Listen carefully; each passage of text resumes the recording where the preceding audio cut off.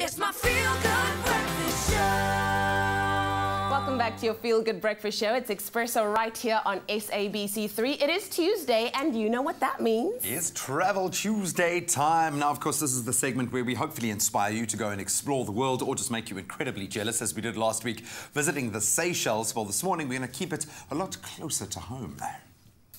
Oh, guess what? We're traveling once again, and it's our last destination in our malaria-free travel series, the stunning Eastern Cape, Mpuma Koloni, and we're happy to welcome back Lauren from thetravelmanual.com. Good morning. Always great to have you back. Good morning. It's good to be here. Thank you. Talking exciting travel destinations. And once again, we are focusing on those zones that are malaria-free because it is an important thing to think about when you're going traveling. Indeed. And for us, with kids and for lots of families, it's just one less thing that you actually have to prepare for. Yeah. Because, you know, with a family, you just have so much prep when it comes to luggage and the road trip within, you know, local South Africa and medication. But, yeah, malaria-free just means one less thing out of everything that Ticked you need off to the prepare boxes. for. We Yeah. love that. So I'm glad that you kept it nice and local for this last in our series. The Eastern Cape. Why this beautiful corner of our country, and what makes it such an attractive travel destination?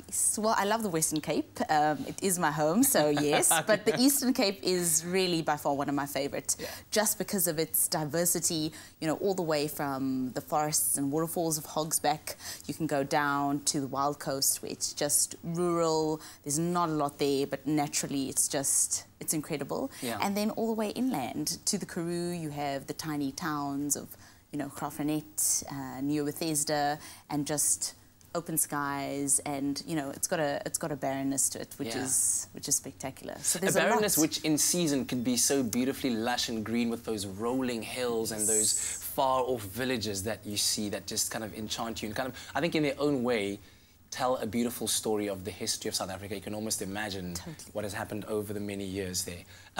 So what about your top 3 travel tips for travelling to the Eastern Cape? It's so difficult because it's so big, but I'm gonna go with the Karoo first. So you must, you know, everybody kind of sticks to the coast, but go to the Karoo, visit Graaff-Reinet. It's SA's 4th oldest town. You know, you can rent a bike, commission around, and go to New Bethesda. There are no ATMs, there's no petrol stations, tiny little town with lots of artists. And then you have to get the picture of the church. Yes. For Instagram, because it's got to be. If it's not on Instagram, it didn't happen. Never did.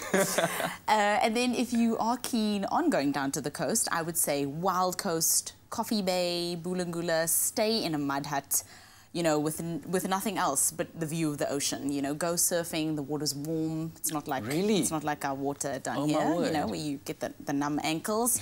And then Hogsback. Yes. So this is one of the greenest parts of our country.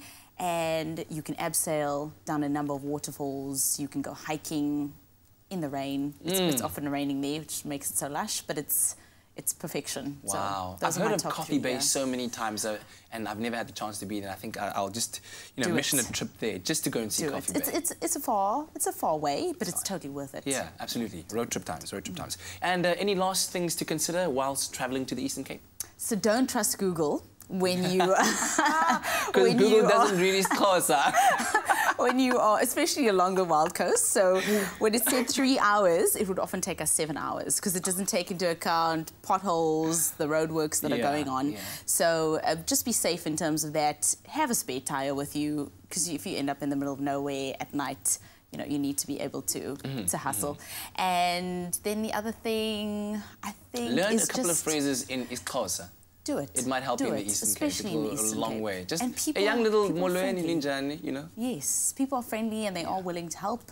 And then I think also just prepare for those distances, and also prepare some supplies with you, because you're not always going to be near a town. You're not going to be near a petrol station. So fill up, you know, when you are at a town, take advantage, do it, so you don't run out, you know, 6 hours or something later. Fantastic stuff. We've enjoyed travelling in your imagination with you, because you've been there. It's been wonderful. Where are your travel adventures taking you next?